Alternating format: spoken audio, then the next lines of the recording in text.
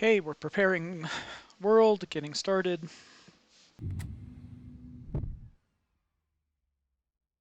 Boeing 777F version 4.2 checklist loaded. Welcome aboard. Okay, it's loading in our First officer checklists. pre-flight checklist 1. Request chocks, GPUs, fuel. Okay, so the first thing that it's doing is it's going to ask us to get our chocks, GPUs, and fuel. Now there's two things we're going to do. First thing we're going to do is we're going to use our aircraft menus, and I've got the plugins running for ATC chatter, so I'm going to turn those off for a minute so we can hear. Now I've modified the menuing here, but you can leave yours the same. So the first thing we're going to do, I'm going to turn off custom failures. I'm going to turn off mouse wheel. Mouse wheel doesn't work in anything newer than I think X-Plane 11. I'm going to, for the moment, leave real time on, real limits. I'm going to put on the dual queue flight directors, and I'm going to turn on plug-in radio for a reason that I'm going to show you in a minute. Okay, so the first thing it's going to do is ask us for GPUs, chocks, and fuel. So let's get the GPUs, let's get the fuel, and let's get the chocks. The other thing that I'm going to do is I'm also going to go here to Fly with Lua, go to the macros, and go to simple ground services. I'm going to do the same thing. I'm going to add, and these are just purely eye candy. I'm going to add a GPU. Let's add an air service unit. Let's add another fuel truck, the freight loader, and a freight loading train. And you can see what those look like. Now, if we look at the outside view here, you can see there are the FlightFactor GPUs and a fuel truck sitting way over here on the other side there.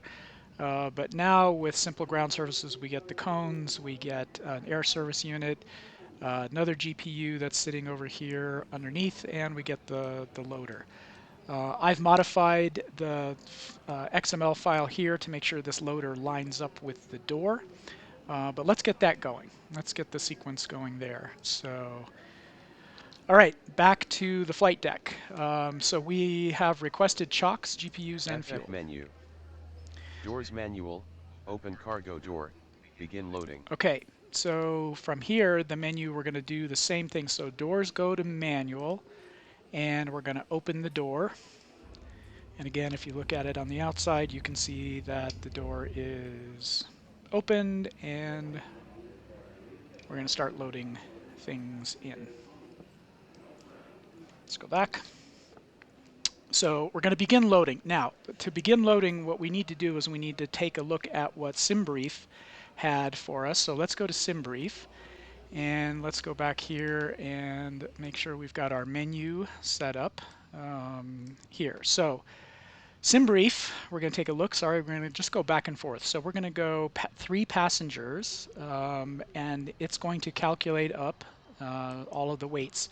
So let's put in 3 passengers here. Cargo weight is going to be this weight right here, 91090.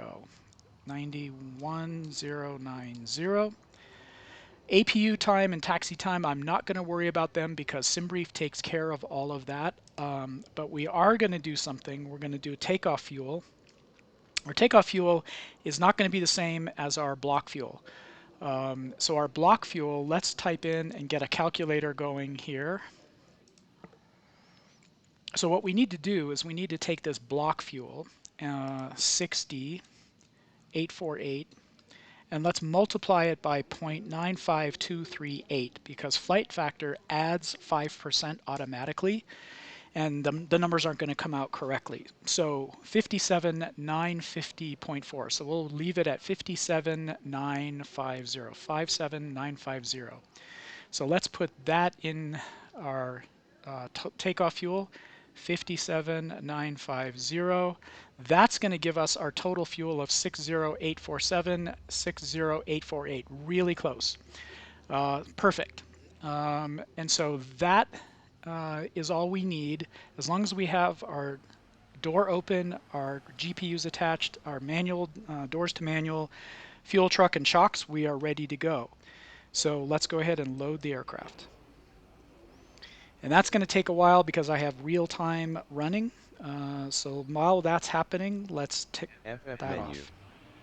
Confirm pushback plan. Okay, let's confirm our pushback plan. We've got better pushback. I've got a key assigned to it here. Let's go ahead and just move our aircraft. Let's say the aircraft, we're going to back it up and we're going to put it, let's just put it right there and hit enter. Ground to cockpit, plan acknowledged. Call me through the menu when you are ready. Perfect. So we have confirmed our pushback plan. Pushback. Exterior inspection complete. Okay, exterior inspection. What I've got here is this is the suggested from the flight manuals. This is the way you do your exterior inspection. Go out the main door. The interesting thing about FlightFactor Cargo is you have no way to open that door, but let's pretend. So we're going to start here. We're going to come out and we're going to start come out. We're going to start right here, go around the nose of the aircraft, go in front of the engines all the way out to the wings and so on. That's the proper exterior inspection. We'll modify that a little bit. But let's go to an outside view. I'm going to hit the Z key because Asha lets me do a person-sized walk around. Let's walk and head over roughly to where we said we were going to be. Okay, so we've come out. Let's go backwards a little bit. All right, we've come out the door, and the first thing we're going to do is we're going to look at our pitot tubes, make sure there isn't any obstructions. We're going to take a look at our front landing gear, make sure we don't have any. It sounds like the plane is all loaded. That's good. That's a little quieter. We can get rid of this menu. All right, so let's inspect our landing gear. We'll get in a little closer. We'll look for any hydraulic leaks. You can see our chocks kind of hanging out there. We're going to come around. Actually, we're supposed to go in through here, but you get the idea, right? So we're going to come in here. We're going to look under the wing, look at landing lights, inspect everything, make sure all hatches and all that are closed. We're going to take a look at our engines, make sure we don't have any leaks or drips, make sure all hatches are closed, and so on. So we'll just walk around and do an inspection. It looks like we'll come over here and look at the landing gear. Looks like simple ground services GPU or air unit is sitting right in the middle of our landing gear. That's okay. But anyway, you get the idea. So we're going to inspect and make sure that all of our wingtips, let's walk way out to the wingtip here. I just walked through a truck. Right, so we're going to inspect everything, make sure everything looks good, inspect our fuel jettison nozzles, etc. Walk all the way around the aircraft. You get the idea. All right, back up onto the flight deck. We're ready to go. Exterior inspection is complete. Complete. Battery switch on. Okay, now we're going to power up the aircraft. So unfortunately, we can't really see anything. So we've got a little handy little aviation flashlight. Let's go ahead and use that. On. Cabin and flight deck lights on, as required. Okay, and what I'm going to do is I'm going to turn up the dome light just a little bit so we can kind of see what's going on, and then we don't need our flashlight anymore. Okay, cabin lighting. Let's take a look at this first of all. With the pumpers, objects, and textures, you can see that this is a much more realistic version of the overhead than we've seen before, but with the default. So this is new, this master brightness knob here. So if I push this knob in, now I can bring up all of the backlighting on the entire cabin, entire flight deck. That operates from one master switch. If you don't do that, you uncheck that, each of the pieces of the flight deck are all now independent. So if we wanted to just do the overheads really super bright and the glare shield a little bit dimmer and so on, we can do all that. I don't know what best practice is on real airliners, but we're going to just assume it's master bright. I'm going to bring it up about halfway or so. And that gives us this kind of nice shining spotlight, dome light over everything. The other thing I want to kind of point out here while we're here is I'm going to go to a view of our overhead, and this little switch here, this indicator lights, we can run a test. So if we do a test, all your lights light up on everything. It's called the Christmas tree. If we take a look at our flight deck, you can see the brake source, engine discharges, all of those things lit up just the way they do in the real aircraft. So run your test, make sure all of your your LEDs, indicator lights are set up. You'll also notice this is kind of dim. I like to set this on bright so it'll point down. Now that'll make what I think looks much more realistic. Brightness of these pieces look, I think, much better.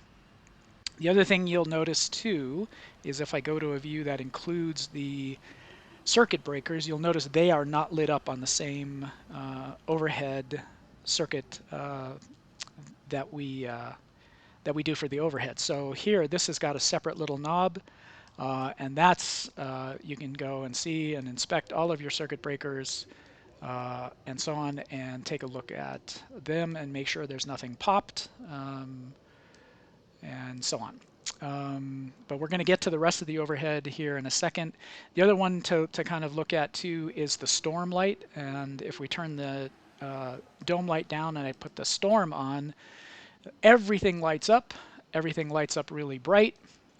It also casts a nice view and shadows over the entire flight deck, and this is used so that in case of flashes of lightning, I guess, we can see the flight deck easily.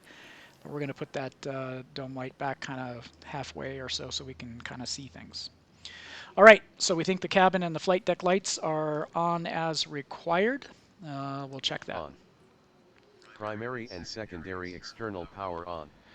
Okay, so I'm going to go to this view up here. This might make it a little nicer to kind of see. So we do have our 2 GPUs available, so here we go. That brings on our first primary external power source, and we wait a second and Connected. Bring on Flight both. deck access switch normal. Normal. Okay, flight access Emergency switch equipment checked is and actually way back here. So we do have a flight deck door lock. I'm going to show you something here very quickly here. So let's go to this view, and I'm going to spin around. Sorry for the mouse movement, but you'll notice that we have the flight deck door here. While the door is unlocked, we do have a view back into the what's called the supernumerary area where our 3 passengers today, I think, are going to sit. We also have, with the pumpers textures, we also have a knob to control their lighting back there, or just to at least see what that looks like. And we can take a walk around and look at all of that. But for now, we're going to leave that closed, and we're going to just go back to our flight deck, and I'm going to hit go back over here, and I'm just going to go ahead and lock that door, and we'll go from there. Okay, emergency equipment checked and stowed. Our emergency equipment is going to be over here. So we're going to be looking for things like our ropes, our ladders, our emergency flashlight, our fire extinguisher. That's going to be here. In fact, if you want to see it, we can bring that dome light way up. I got to go to a better view. Let's bring that dome light way up. And you can see here, right, our equipment, emergency equipment might be stowed here. Here's our flashlight, ropes, ladders, and so on, and make sure that's all in our cabinetry and ready to go. Cool. All right, you can see that we are still not aligned and our systems have not caught up yet, so we're going to get through that. All right. checked. Check maintenance panel and circuit breakers. Okay, circuit breakers. The maintenance panel is way back here, so we're going to take a look, and the maintenance panel is back here. Nothing to check here. That's not modeled. As I said, the circuit breakers are all up in here, but we can light up the back. We're just looking for popped breakers. That's not modeled in V1. V2, apparently, they are modeled. So good to go there. Completed. Set cargo temperatures. Okay, cargo temperatures. This one is a gotcha for a lot of people. It's way in the back here. We need to set the cargo temperatures to at least low, but one of the things I want to show you is this very cool little Easter egg, I think it is. With a cockpit voice recorder, if you push the test button, you watch the little blue knob that tests it, sends it to the right value, I guess. We can erase the existing one, but that's pretty cool. All right, we need to set the cargo temperatures aft and bulk, so let's set them to low. Set. Add arrow switch on. All right, Adiru switch. So let's go back to the overhead. And here we go. This is the one that if you don't set this, nothing will be aligned on the navigation displays or the FMCs. On. Thrust asymmetry compensation auto. Thrust asymmetry comp. Auto. Primary flight computer disconnect auto guarded. Auto guarded. Clearance. Okay, clearance. So what we're going to do is we're going to bring up XATC chatter, and there's a simple ATC window. We are going to file our flight plan. So we're going to go from Memphis, and we are going to go to Anchorage, and I'm going to shorten that down to just Anchorage. If we look at SimBrief, we see that we're going to be leaving on the 27 runway, and let's look at ATIS. It looks like we have information Juliet 2988. So Juliet, runway 27. So we're going to go runway 27 with Juliet. It looks like we are going to go, as we said on our routing, we're going to go to the JT5 ODate transition. So let's look for the JT5. Keep going, JT5. And let's listen and see how they pronounce it. Climb via the JT5 departure. Sounds good. Okay, sometimes they might mispronounce it, so you can retype it if you want to make it look or sound a lot better. All right, Juliet, ATIS, runway 27. We've got transition altitude in the US of 18,000 feet. We're going to ask for clearance for pushback and engine start. We're going to go to Anchorage. We're going to go to the gate, although I think I have to figure out how we put other things in here, like ramps. All right, so it looks like we're going to come in on the 15 runway. So we're going to go 15 runway, and it looks like that was the Peters 3 arrival. Let's listen. Descend via the Peters 3 arrival. Great. We're going to do the ILS approach. We are going to be FedEx 17 tonight.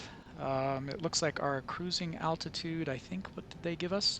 They gave us 30,000 on SimBrief, so we're going to leave that at 30,000. Our initial cleared altitude with air traffic or departure control is going to be, in this case, I think 2,300 feet.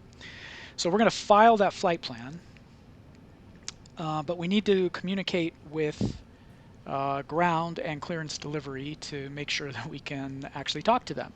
So I'm going to get rid of this for a second, and let's go over here to the radios panel, and let's turn on our radios. So we need to turn on the radios. Captain's going to monitor VHF left. First officer's going to monitor VHF right. And observer is going to monitor VHF center. Let's make sure that our mic and our active volume knob is set up, and we're good there. And I think, let's see, let's go back to our clearance. And now that we're going to file the flight plan, let's contact clearance and transmit. Clearance, FedEx 17 Heavy, at FedEx South Ramp 461 with information Juliet. Ready to copy IFR to Anchorage, Papa Alpha November Charlie. FedEx 17 Heavy is cleared to Anchorage, Papa Alpha November Charlie. Climb to flight level 300 via the JT5 departure. Departure on 124.15, squawk 5465. Okay, we're going to wrote all that down. Let's read it back. FedEx 17 Heavy is cleared to Anchorage, Papa Alpha November Charlie, climb to flight level 300 via the JT5 departure, departure on 124.15, squawk 5465. Okay, that should have been a good readback. FedEx 17 Heavy, read back correct, ground on 121.65, have a great day. Okay, so what's cool is because we have on the FlightFactor panel, we have plug-in radio ticked. What we can do is we can go here to the radios. I'm going to go here to this view. And one of the things you'll notice is you see this little E right here. That means, I believe, that says that that's being controlled externally. So all we need to do is we need to squawk 5465, and that puts that there. We're going to turn on our transponder. We did. And we're going to tune to 121.650. We're not ready to taxi yet, but we will when we are set to go. But what's cool is the co-pilot here will automatically tune our radios, and we'll be ready to go. In fact, you can't tune the radios yourself once this is set automatically. So, okay, so that's good to go for the moment. So we've got our clearance. ATC. Start tracking client. This is for VR. If we are in VR, or I'm sorry, VA, we're gonna not flying a VA today. VA. Set electrical panel. Okay, let's go to the electrical APU panel. generator and APU selector off. Off. Off. Bus ties left and right auto. Okay, left and right bus ties. Auto. All generator control switches on. On. Left wiper selector off. Off. Okay. Emergency lights armed. Armed. Service interphone and passenger oxygen light off. Both off. Off. All window heat switches on. On. Ram air turbine light off. Off. Set hydraulic panel. Left and right primary pump switches on. Okay, left and right primaries. On. C1 and C2 primary pump switches off. Off. Okay. All demand pump selectors off. All of our demand pumps Off. have to be off. Set passenger signs and lighting panel. Set passenger signs. Okay. Set. Landing lights off. Landing lights off. Off. Set APU and cargo fire panel. Verify APU fire switch in. Set. Verify APU bottle discharge light extinguished. Extinguished. Extinguished. Forward and aft cargo firearm switches off. Off. Verify cargo fire discharge light extinguished. Extinguished. Set engine control Okay, panel. before we set the engine DC control mode, switches left and right normal. let's do a fire overheat test. So that's right here. That's going to light up that, and it's also going to light up here for our fuel cutoff and engine fire discharge bottles. So cool. Very cool with that. We're ready to go. Keep going. All right, EEC mode switches left and right. So we need to pop those up. Set. Set to normal. Ignition selectors left and right normal. Set. Set. Auto start switch on. On. Set fuel control panel. Fuel jettison left and right nozzles Right off. nozzles are off. Off. Left and right fuel pumps forward and aft off. Off. Off. Fuel cross feed pumps forward and aft off. Cross feeds are off. Off. Center fuel pumps left and right off. Those are off. Off. Set anti-ice and lighting panels. Wing, left and right engine anti-ice auto. Set. Beacon light off. Off. Navigation lights on. On. Set. Logo lights on if dark. Okay, we'll turn our logo Wing and wing lights indicator on. lights as desired. Runway turn, taxi and strobe lights off. Everything's off. Off. Set air conditioning panel. Equipment cooling switch auto. Auto. Set. Recirculation fans upper and lower on. On. Fans set to on. Flight deck and cabin temperatures. Okay, they want these set to auto, but I'm going to show you something a little later on as to what Set. happens. Pack switches auto, trim air switches on. Pack switches auto, trim air. Set. Set bleed air panel. Bleed isolation valves left, center and right auto. Set. Engine bleed air engine left and right on. On. APU bleed air switch auto. Auto. Set pressurization panel. Forward and aft outflow valves auto. Auto. Set. Landing altitude selector in. Okay, let's push it in. In. Right wiper off. Off. Off. Pre-flight checklist 1 complete. Captain's pre-flight checklist. Okay. Program flight in FMC. So we are ready to program our FMC. So let's turn this down just a hair. Let's go to a view that is a little closer to our FMCs. All right, so let's clear that message that's sitting there. You can see that we have flags in our PFD, and while our 80 roos are aligned, we don't have any map data yet, and that's what we're going to start with.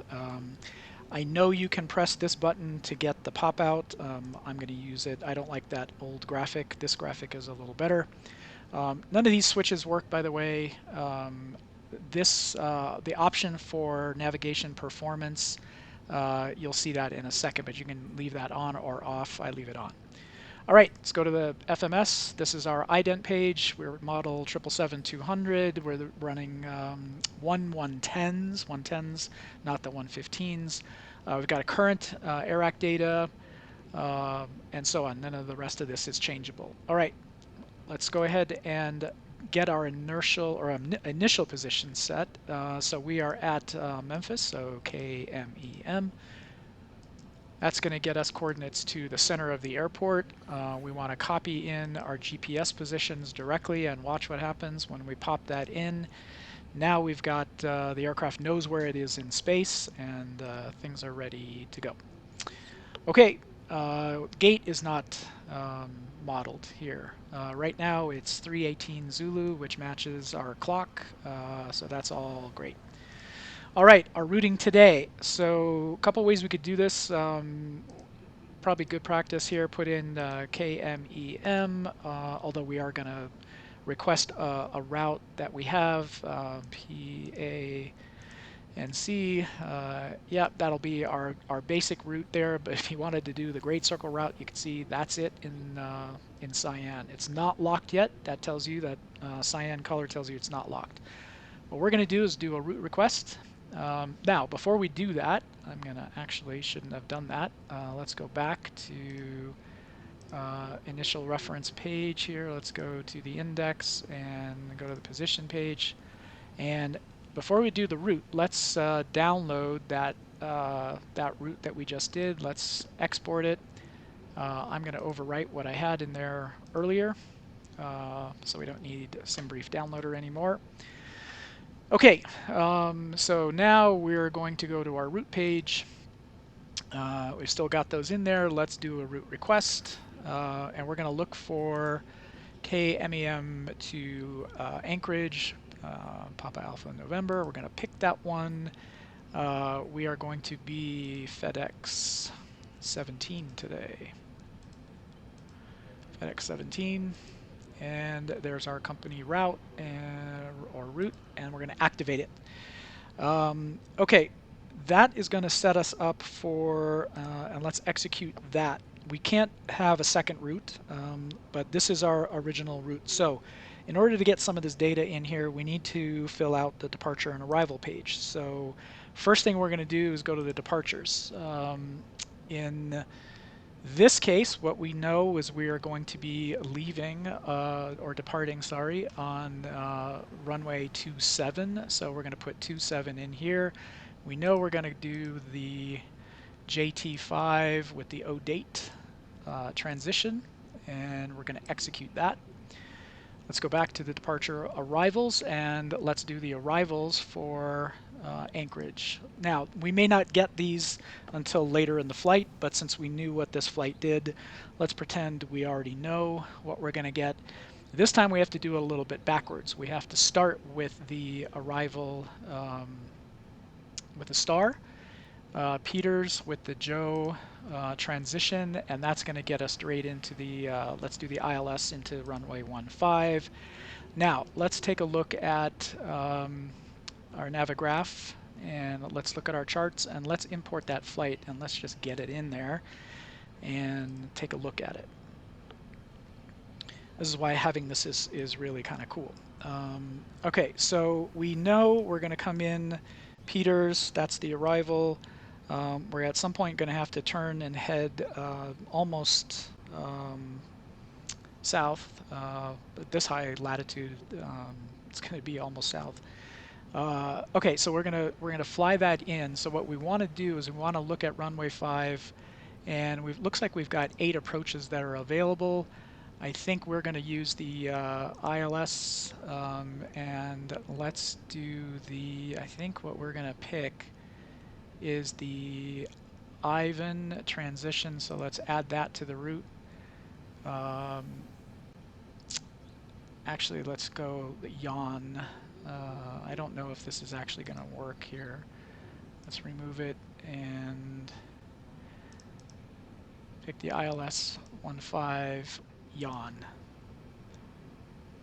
Okay, that's kind of closer, and that's going to get us set up to go straight on in. That's added it to our setup here. So, okay, so we are going to do, we need another page here. That's going to be the yawn arrival, yawn transition, sorry. So we're all set up. So if we look at our legs at the moment, let's pull this up a little bit. We can turn off our, this is our terrain data around Memphis. Let's, normally that terrain would be right here, but we have to click a couple times to get rid of that. Okay, so we've got a runway 27. We're going to take off on the heading, a 273 runway heading at or above 860 feet, vectors to HSTON. Let's keep looking. We're going to go all the way through. It looks like we've got then a discount here. Let's put that there. And I think we've got, yeah, Limpy, and then vectors. Let's go right into yawn. I'll just get rid of the vectors. I know that's probably not right. So now we've got our route with no discos in it. Everything looks good, but we're going to step through it here in a second. So the way we do that is we put our navigation display in plan mode. That changes this so that we can step through. So we're going to step through 860. So it looks like this vectors. I'm going to, yeah, it is going to be vectors. I'm going to take those vectors out of there and fly that direct. We're going to do a turn direct to HSTON. Okay, we're just going to step through, step all the way through. There's ODate, there's MCI, O'Neill, Edmonton, all the way up through Canada. Deja, Yak, Castle, Denson, Joe. There's the transition. Let's get our map down a little bit so we can see the separation between those pieces. Peter, Skens, Emmott, Bell, Doug. We're going to go up to Limpy, and then there's that turn at Yone as we set ourselves up, getting ready for the 25 arrival. So everything looks good. Everything checks out. So let's hit that back to map. We'll set this back to 10, and everything looks good on that side. So, okay, that part is set up. Our routing is set up. Now, what we can do is we can get our data directly from X-Plane. It says our gross weight right now is 297 tons. We've got 60.9 thousand kilos of fuel on board.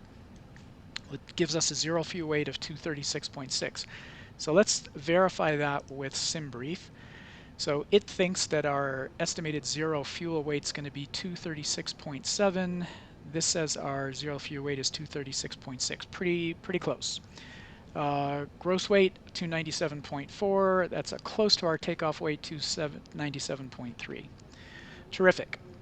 Okay, we're going to have a flight initial cruise altitude. I'm sorry, flight level 300. Cost index, I think we said 22. Now, reserves. This is where TopCat comes in. And so here's TopCat. Again, I have a Boeing 777 freighter setup that's modified to match the operating empty weight and dry operating weight of the FlightFactor. Just makes it a little nicer. So the first thing we're going to do is go to our weight and balance. So we're going to be flight number FedEx 17, Memphis to Anchorage. Our fuel on board. So let's take a look at what our block fuel is going to be. 6848. So let's put that in here. 6848. 75,000 liters. Taxi fuel, that's just a plug. We're going to leave that the way it is. Our trip fuel, you can see our en route burn is going to be 51,651. So 51,651. That's going to leave us with a remaining fuel of 8.8 thousand kilos or 8.8 tons. That's what our FMC should tell us, something close to that. As we get closer, we should arrive within the tanks 8.8. But what we need to get is what is the reserves. So now that we know this value, and we need to put in our, while we're over here, let's put in our zero fuel weight here. Zero fuel weight is going to be 236,784. Good news, we're not about 11,000 kilos under our max weight. Everything looks good there. That's made our max takeoff weights and landing weights, popped those over. Now what we need to do to see what our fuel reserves are going to look like is if we view the PDF. So this is where you're going to get these numbers. So here's our trip fuel. The burn we said was 51,651, but our final reserve, that's this number right here. So we're going to put 3.2.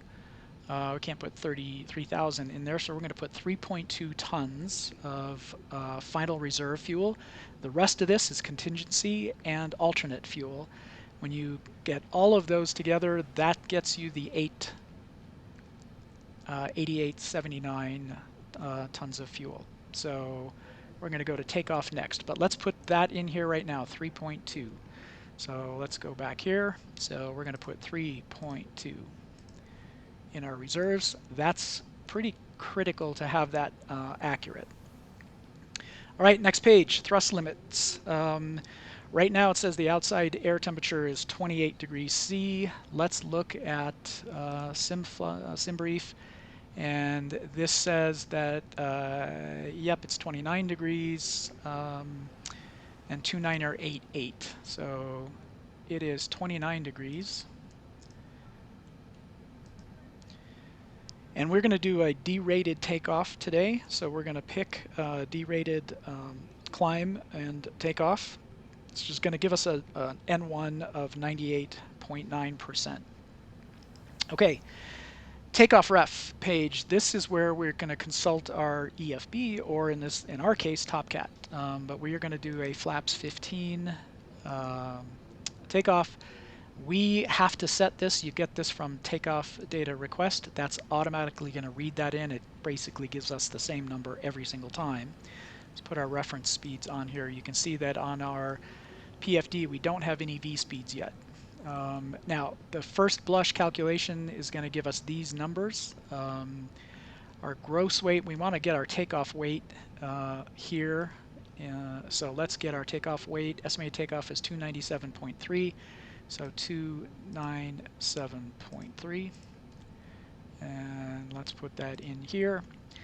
Doesn't change the takeoff speeds too much, but let's evaluate TopCat.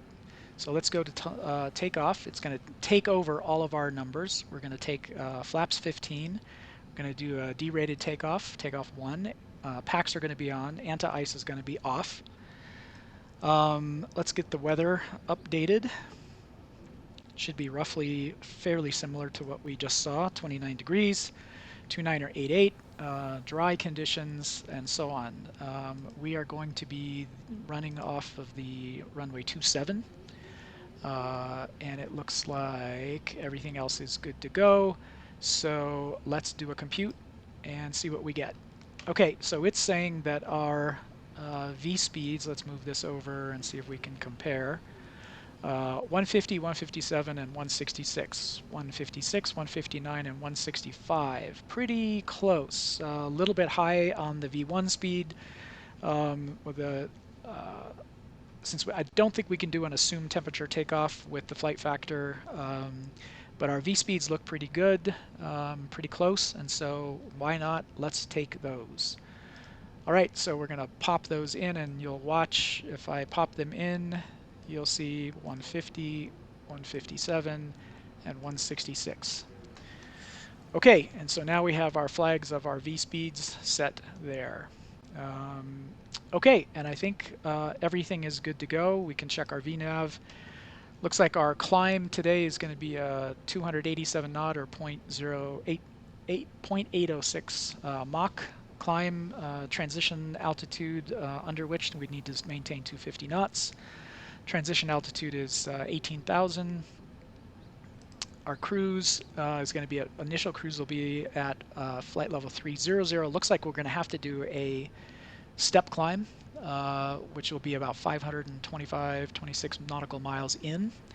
N1 of 83.5%. Looks like right now, and that's not a great calculation, it looks like it thinks we're going to land with 14.8 tons. We thought we were going to land with 8 point something, so we'll have to see how that goes. I think it's going to be closer to what we calculated. And then our descent page will look like this, a kind of standard descent, no speed restrictions that I'm going to take into account at this point. All right, that's VNav. Progress page, it looks like we, again, our next stop, we have got a current waypoint, runway 27, destination will arrive in about 6.5 hours, or actually about 6 hours. All right, and everything looks good there. So I would say that we are good on the flight programming. Programmed. Set EFIS control panel. Set minimums reference selector. Okay, we're going to set Selector it to set. radio. Flight path vector switch blank. Flight path vector is blank. Meters switch blanked. Blanked. Set altimeter. Okay, altimeter. Set. I believe we have altimeter set to 2988. ADF switch. So let's go 2988. There's 2988. Set. All right, set altimeter. Set VORs and ADF switches. Let's just set those both to VOR. I think this is pilot's discretion, but we'll let it go. All right, set. Set. Navigation display mode select switch to map. Set. Navigation display set to 10-mile range. Okay. Set. Navigation display traffic switch on. Okay, let's put traffic on. Set. Set mode control panel. Okay. Flight director switch on. Flight directors come on. Set. Auto throttle arm switch off. Off. Off. Verify IAS Mach selector set. Set. Okay, set to IAS. Set. Heading track reference switch, set as desired. Okay, we could set that between heading and track, so let's leave it at heading. Set. Verify initial heading set. Okay, our initial heading is going to be 270, so let's go ahead and set that right now. Let's match our runway heading, which I believe is like 272, maybe 273. We'll see. We could get it off of the chart.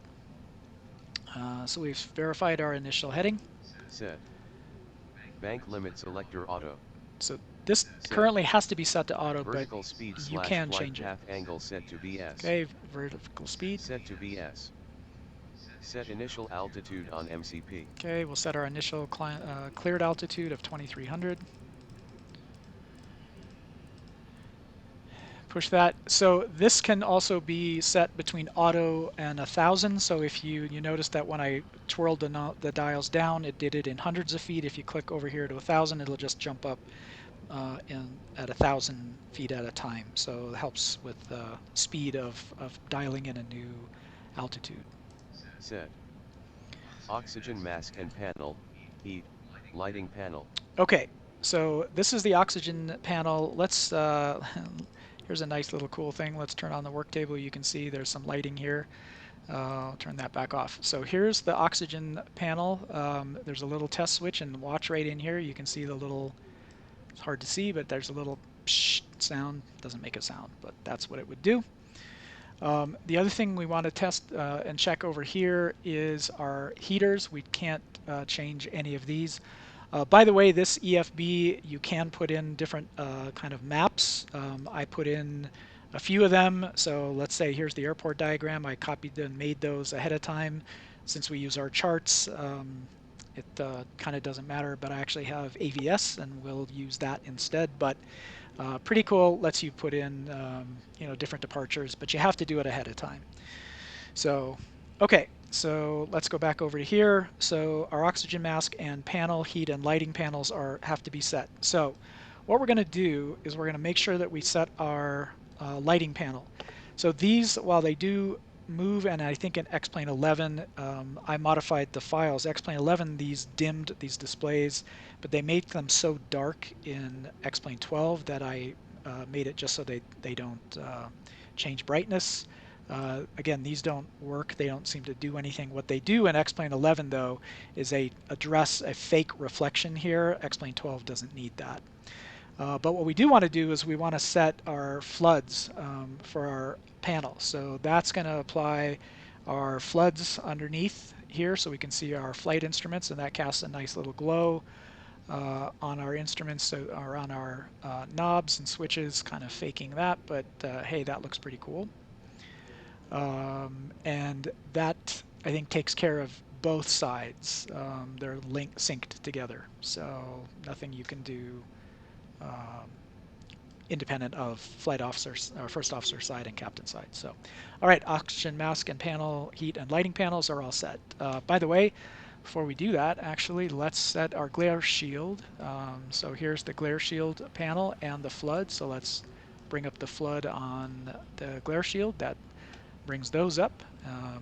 Get rid of that caution. It's going to come back anyway. All right, lights and oxygen are all set. Checked. Instrument source panel buttons off. That's these. Off. Off. Set clock to UTC. UTC set. Set. Left inboard display selector MFD. Okay, this you can change. Set. Heading reference switch normal. Set to normal. Check instruments and controls. Altitude and airspeed indicators, no flags. Okay, no flags. We No do flags. actually we do have a Set altimeter. altimeter is set to 2988. Let's set that and reset it back. Okay, altimeter is set 2988. Set. Set. Throttles and reversers off. Check. Speed brake lever down. Check. Down. Parking brake set. Set. Set. Parking brake set ICAS message displayed. And we have an ICAS message here. Parking brake is set. Check. Center stabilizer cutoff switch is set to normal. Set up to normal. Check. Right stabilizer cutoff switch is set to normal. Check. Left fuel control switch off. Off. Off. Right fuel control switch off. Off. Left VHF radio on and set to clearance delivery. Okay, Set. that's set. Position weather radar mode selector to test. Okay, with this one we can't do anything about because the textures for some reason obliviate that, so we can't do anything with the weather radar. I don't think it worked all that well anyway. Set. Captain's pre-flight checklist complete. Before engine start checklist. Aircraft log reviewed. Okay, aircraft log has been reviewed. We've checked and see if there's any squawks. Nothing there. Reviewed. Fuel quantity verified. Okay, let's look at our fuel quantity, just make sure we've got 60.9, 30.4 in both tanks.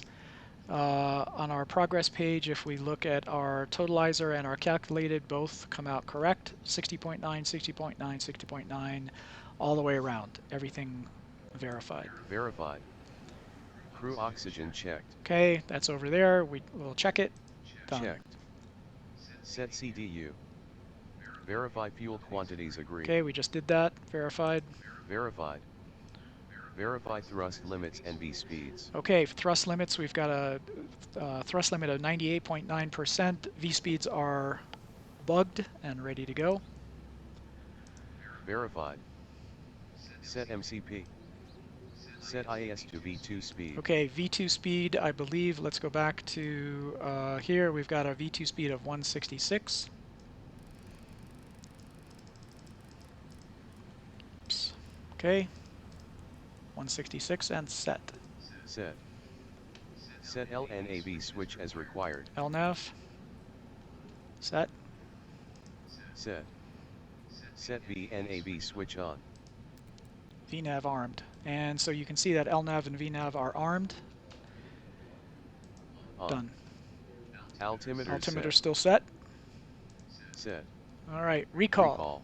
Let's look at the recall. So recall is all of our ICAS messages here. Here's our cancel and recall switch. So looks like we've got a couple pages of recalls. We don't have any red flags. All of these are pretty normal given that our engines are not running yet. So I'm pretty good that the recall has been checked. Checked. Before engine start checklist complete. Continue when ready for pushback. Okay, let's stop right here and let's take stock of what we're going to do.